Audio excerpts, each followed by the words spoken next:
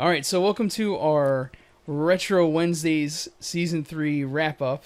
For those of you that don't know, or if you're watching this and you've never followed any of our stuff before, each set of episodes we divide into a season, and when we wrap up a season, we sort of do a quick non-game playing sort of talk about our experience playing the season. This season in particular was interesting in that we specifically picked all Famicom games and decided to go that route and just do an all Famicom season. And we went through about, what was it, 14 altogether? Yeah, 14. 14 episodes total. So it was 14 individual Famicom games, some of which we've played before, some of which we haven't. But we decided that after our last round with Kid Dracula that it was time to maybe move on to a new season. And so now we're starting to do a wrap-up. So I guess I'll start first with asking a series of questions. So, Brett, what was your favorite moment? I think my favorite moment was finishing Kid Dracula.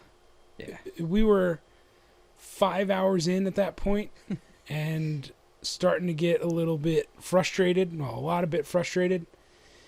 And I remember before that run was done, I remember kind of thinking to myself, like, Brett, just like try to stay focused, and I think you can get through this.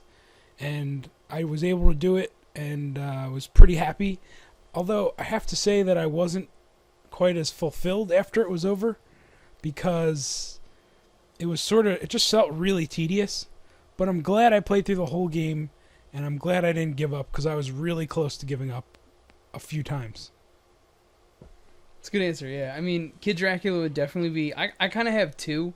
I kind of want to dovetail off of Kid Dracula just because it was a fun game, and I knew going into it because when we first started this season, I had asked around, like, hey, anyone have any Famicom recommendations for games? Because I'm not super familiar with the Famicom, and that game came up almost every time. Everyone was like, get Kid Dracula, get Kid Dracula. So it was really fun. I'm glad that we did. I felt the same way. Like, it was kind of like our moment of triumph in the season in that we were able to beat that game because it was such a pain in the ass. The other one for me, which is kind of probably just unique to me, was Cocorone, because I don't know, for whatever reason, I completely fell in love with that game. Like, I'm so obsessed with it. I get so angry when people talk about Little Samson and say that that's better than Cocorone, because it's definitely not. I don't get the love affair with Little Samson. I just don't at all. The times I played it and the times that I've seen it, and I just don't understand why people are willing to pay like thousands of dollars to get the game, other than to say they have it. I mean, and I'm not immune to that. I would love to have it if I could get it for under $1,300 freaking dollars. But like, I don't know, to me, Cocorone was just such a really great game. It was unique in its mechanics in that you could build your own characters. It was cool that you could, cut the game's level of replayability is almost infinite, because every time you beat the game, you can do it with one build and then switch it. And I just thought that was really interesting. I thought it was very Mega Man-esque, and it's a game that I wish got more recognition. I've been working on a top 5 Famicom games that aren't super expensive Retro Safari video, and that one is like, not to give away answer like which one's which, but Cocorone is definitely on that list because I just think it's such a great game, and you can get it for like $30 or $40 now, even from Japan. I mean, you can get American translations for like 50, but it's still such a great game for the price point. It just blew my mind how good it was. What was your least favorite? I'm gonna have to go with Scoon, just because it was really basic. It just, I guess, and the other thing is that it was actually released in the U.S., I'm pretty sure. Yeah. So, it just wasn't that good, and I think they could have expanded on it a little bit to make it more fun. But for whatever reason, stuff from that particular era of the Famicom just sometimes didn't have enough depth to keep you interested. It was more like an old arcade game, which is fine in some circumstances, but I've said it a million times. I think when you're porting something to the NES, you need to consider when and where someone will be playing it. Yeah. This is not going to be played at an arcade. This is going to be played at home continually. maybe it's the only thing that kid gets to play for the weekend or whatever. It needs to have some depth to it to keep, the player interested. And I just wasn't crazy about it, so. This question's hard for me to answer because we didn't really have any games that were like straight up turds. Like in the other seasons, we've had games like the Hunt for Red October, which I can't even there's so many of them I can't even keep track that were just like so horrible that I just wanted to like not play video games anymore. And I didn't really have that experience this season. I mean, I had some games that I was like not that great. Like Nuts and Milk wasn't my favorite. I mean, it's just kind of like a alright game. Nothing really exciting about it. I would agree that Scoon was definitely not my favorite, and that's another game that I don't understand why it's so expensive in the U.S. other than the rarity. Trying to think, I guess the one that I was the least excited about was Zombie Nation, just because, like, it was interesting to play, but I just felt like it was such a I saw what they were trying to do, but I felt like the execution, especially graphically and control wise, like it just sucked. Like even people that play that game all the time, it's so hard for me to tell what's hitting me and what isn't, what can damage me and what can't, what's in the foreground and what's not. And the controls are so bad with the like looseness to it, the floatiness was out of control. The slide to it almost like it just it was disappointing because I kind of went into that thinking it was going to be like this really funny kind of crazy shooter, and it just was kind of like, I don't know, I feel like it was almost like it felt like the game designers were like, let's just make a weird game and we'll just see what happens. And that's basically what came out of it. And like it was interesting, but again, like I don't know, it was just one of those games I just didn't get. And I know I'm not a shoot 'em up person, so maybe that's part of it, but I just felt like even for a shoot, like it was way beyond my lack of shoot 'em up skills. It was just not a good game. Like I don't know what the allure of it is other than its weird factor. I mean, there was no gameplay mechanic that was interesting. It was just confusing. Like I just felt like the whole time I was playing, I was like, all right, I'll just push buttons and whatever happens, happens. Yeah, I agree. Although I have to say that Zombie Nation has some pretty good graphics and it's pretty colorful. Yeah, it does for the time period. And I mean, I think if the controls didn't suck and your hitbox wasn't like half the screen, that it really could be a great game. I think what I would have done to make that game better is a better auto fire mechanic that just makes you feel like you're able to damage enemies better. Because that was my problem with that game was, aside from the hitbox and the floaty controls, was you just never felt like you were powerful enough to kill enemies well. And I think that feeling of having an effective weapon is really, really, really important for a shoot 'em up when it's all you have. There are some power-ups and that sort of stuff, but I never felt like, yeah, this weapon kicks ass and I can use it effectively. I just never felt like powerful enough for it to be fun. Right. Yeah, I mean, I guess that's kind of what I meant with the graphics. Like, they looked cool, but I just felt like I never knew what was hitting me and what wasn't. Like, even in the first level, those, like, laser beam things, like, sometimes they look like they were on the mountains in the background, and it's like, oh, now I got hit? Okay. I mean, I don't know. I guess that'd be my least favorite. So, this might be tough for you, Brett, since you're more of a Famicom guy than I am, but what is something interesting about the Famicom that you learned in this season? It's a really good question. I mean, I keep up with a lot of the Famicom games. One of the things that I try to focus on are games that are either way too expensive here, and I'll get the Famicom version, or just stuff that was never released. As far as what I learned, let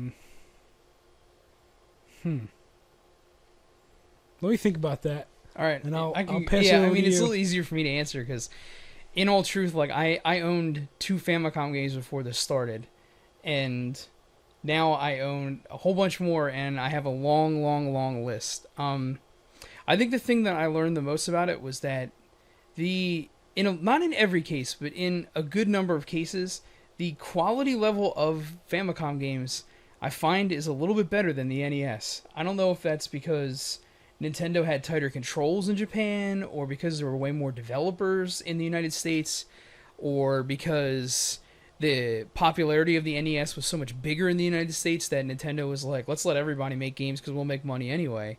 But I just felt like I said, like we never. I'm sure there are turd games for the Famicom. I mean, I own one in a game called Frontline, which it's horrible. But I just felt like every game that we tried, I never was at the point where I was like, this game is just terrible and not playable. I never had that. With the NES, we found a whole bunch of games that were like, I can't play this. Like, it's so bad, I can't deal with it. Which I thought was really interesting. I thought that I think the other thing was that, and this sort of kind of goes into the last question for this rundown, but it's that you don't have to be concerned about the language barrier quite so much as I had originally thought. I thought we were going to be like having to look stuff up and like have to go through. Now, in full disclosure, we're not playing RPGs for this because those types of games don't work in what we're trying to do. But I never felt like, with the exception of Wagyan Land, that was the only game where I felt like, all right, we're fucked because we don't know Japanese. But even in that case, like we were able to guess most of the time and got pretty far. I still want to beat that game, but I think that's the thing that I learned about the Famicom is that there's a lot of really, really great games. And the other thing is, and I know we talk about it all the time because we're both collectors, but a lot of the games that we did don't tend to be super crazy expensive in terms of buying them for the Famicom. I'm just like looking on the list and it's like maybe Holy Diver's expensive. Now it's expensive because AVGN reviewed it. Yep. Last Now, week. oh yeah, it's right. I didn't even think of that. It's gonna get another bump. Zombie Nation I think is like $80. I mean, you're not any of the games that we reviewed were not like in the $300 or $400 range. I mean, Wanpaku Graffiti, which is one of my favorite games of all time, I haven't even talked about. Complete in box you can get from Japan for like $85, including everything. I mean, that's not an too okay bad. price. It's not. Yeah, well, no, I'm talking, but it's complete. I'm talking like it comes with everything, like the manual, the case, like comes complete in box for $80. I mean, That's it not was too used bad. though. It's true, but it's still not. I mean, it's not as bad. If you're buying it loose, you can get it for like $40, which isn't too bad. Maybe Kid Nicky 3 might be expensive. Is it? I remember that one was higher. Oh yeah, that was higher. It was. Yeah, but I mean, nowadays, any person that collects games knows that like prices are just out of control. They are out right of now. control. Just super high.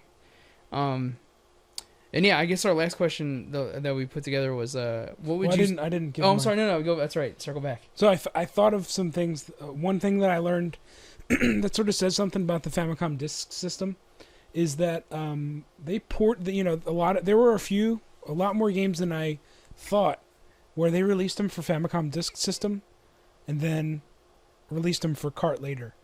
One example of that is the Biomiracle game. Oh yeah. Originally an FDS game, re-released as a cart. I can't remember. I think they might have done that for Zelda, but I'm not positive on that. So I guess it kind of speaks to the popularity of the FDS. I don't know what my impression is of the popularity of the system, but just judging by looking at that contraption, add-ons traditionally do not do so well here. And I wonder, even if it was different in Japan, I wonder if it just didn't catch on the way that the carts do. Not being as durable, being an add-on with some extra this and that. I think it sort of shows that simplicity wins out, and you can release this really great, add-on.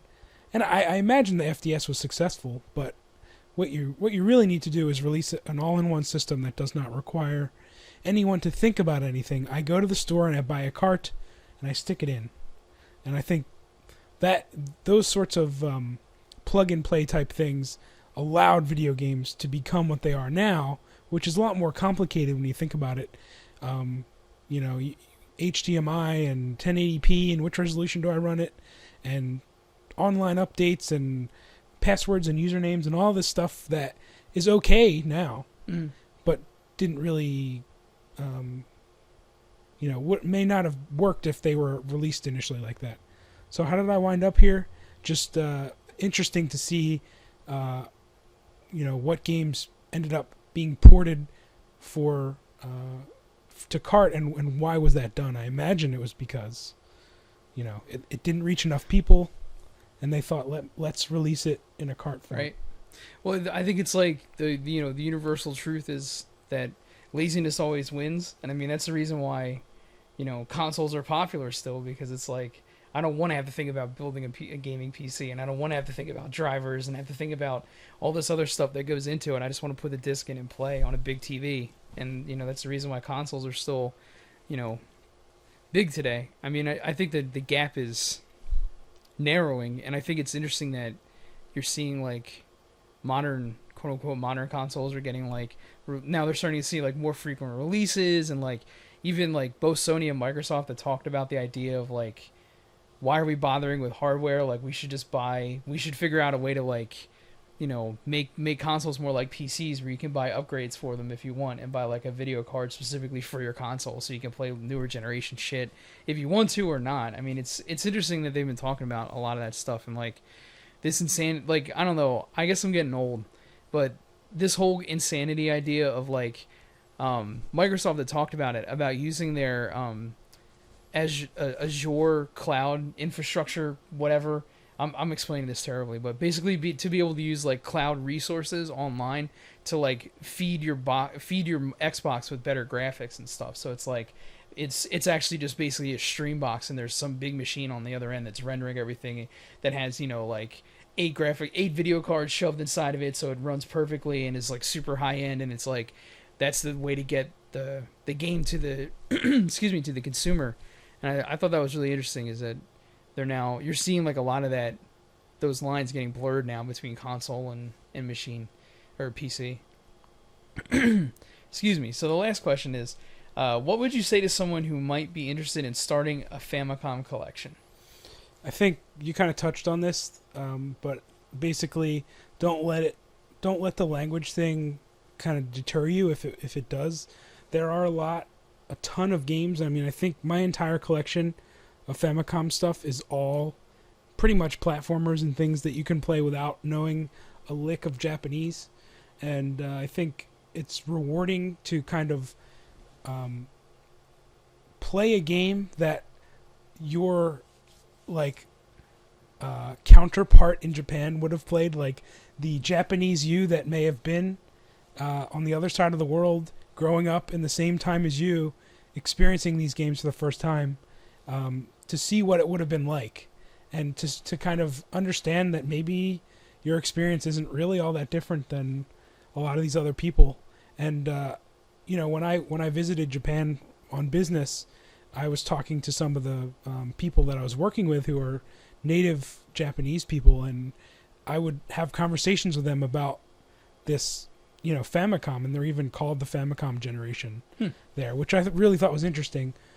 But it's like they had the same experience we did, yet on the other side of the world, and I just thought that was really neat. So I would say, if you're looking to do it, embrace it and pick up a few games. Maybe the first way to start is to play a game that you already know and see what changes, you notice based on one that you've already played. But another option is just to try to, while the prices are sort of acceptable, purchase some games that are really expensive in the US, because most of them are regular platformers where you don't need to read. Yeah, I agree. I would add to that, like, make a decision and do a little research early on about how you would like to play your Famicom games. I mean, some people use the Gyromite converter. We ended up, one of the things we ended up doing is we ended up buying a Famicom AV, which is sitting at my house and I should bring down here anyway, so that we could just play them directly. There's a lot of different ways to do that, and some of them are cheap and some of them are expensive. You can find those converters on like eBay for like $12. Or if you want to go more, expensive and have your own console, I think our Famicom AV was like, I think when we split it, what was it, like $100, and it came with like a game. 95 altogether. Yeah, it wasn't that bad. Like, it wasn't horrible for a console from Japan, and it has AV outs on it, so it works with the American TV, and everything is fine. And then I would say the other thing is just do research about games, like, troll forums, ask people that own game stores that have Famicoms, like, what games are good to get. We not to do shameless plugs to look at our videos, but all the games that we played are approachable. For the most part, they were really fun, and none of them are brutally expensive. I mean, to me, brutal expensive is like you're talking like over like $150. Like that's insane to me to pay that much for a single video game that's retro or that is whatever. That's just really high for me. So you can find plenty of games for way cheaper than that. I mean, even like some of the games that are super expensive over here, they're cheaper Famicom versions, and you don't need to have the English translation. There's also lots of people that do dedicate their free time to like translating games from Japanese into English so you can play them. Like the one that Brett and I really like is Miracle of Almana, and that guy did like a ridiculous job translating the whole. I mean, not even just translating it from Japanese to English, but from Famicom Disk System to a regular American NES cartridge, and it came out great. You can find like games like that all over the place. There's a lot of really cool games. We did a couple. We didn't do all of them. There's plenty more, and I'm sure there's more that we're gonna do in the following seasons. We're just gonna open it up to like looking into doing more platforms and more console titles. I think that's about it. So, final thoughts on anything? I think it was a fun journey, and I think it was cool to kind of narrow our focus to just Famicom.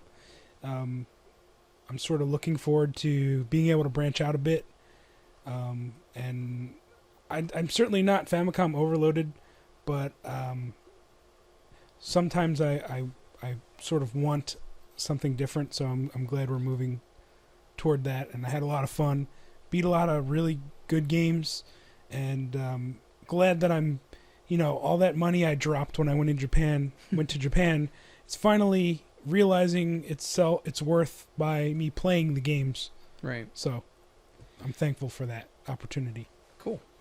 Yeah, I'm excited about branching out a little bit again. I do like the idea of having like focus seasons, and maybe like we'll do after, what are we on? We're going into 4, so maybe season 5 will like narrow it down and just do like Genesis or just do like Nintendo, Super Nintendo or something, and like limit it again, because it was kind of fun to just have a focus to go on. But I'm excited about branching out. I know this is like lame because I don't like talking about as much as I don't like to talk about YouTube quote unquote stuff. I am really proud of the fact that like right now we're sitting at about, I think, 80 subscribers when I checked this morning, and we've had about 6,000 views of our videos and stuff, and I think that's pretty awesome considering the fact that we have minimal production value. I spend maybe 2 hours a week putting videos together and putting them up. I don't advertise them. I don't sit around and beg for subs and do what a lot of other people do on YouTube to get high counts and whatnot. But it's pretty cool to know that there are people that have like taken an interest in what we do, and I hope that continues. I hope to do a lot more live streaming. I know that now that I have a little bit less craziness in my life, although my life is still kind of crazy. I'm looking to get back into like making more Retro Safari videos. I definitely want to do a lot more live streaming because I think that was really fun to do. And yeah, I think that's about it. I'm still having a blast with this. I'm impressed that we've gone 62 videos so far, and we haven't gotten to the point where we're like, bag this, I don't feel like doing it anymore. So it's really fun, and I hope it continues for a very long time. And yeah, so season 4 is gonna start next week, and we're just gonna have open call for games. So if you happen to find something that you like, or you want us to take a look at a game that we haven't done yet, or you hate a game that we've poo-pooed on and you'd like for us to give it a second chance, feel free to shoot us a message or post something in a comment on this video or whatever. And yeah, so this is the end of season 3. We survived Famicom, and on to season 4. So for Retro Wednesdays, until next time.